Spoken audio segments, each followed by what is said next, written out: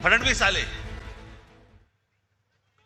आणि म्हणाले मी नाशिक मी दत्तक घेतो.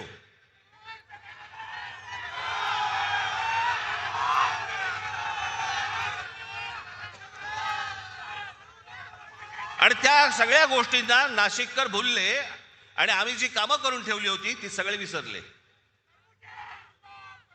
आणि दत्तक घेतो म्हटल्यानंतर हा बाप परत फिरकलाच नाही.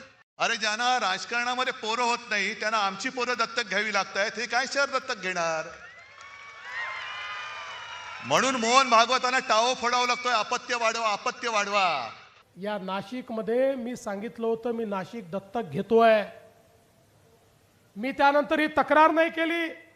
विरोधी पक्ष नेता म्हणून देखील जेव्हा कोविडचा काळ होता त्या कोविडच्या काळामध्ये जेव्हा सगळे हे उबाठाचे, मनसेचे, काँग्रेसचे, राष्ट्रवादीचे नेते घरी बसले होते त्यावेळी या नाशिकमध्ये हा देवाभाऊ आला होता आणि या ठिकाणच्या प्रत्येक कोविड केअर सेंटरमध्ये आणि ICU पर्यंत जाणारा हा देवाभाऊ होता.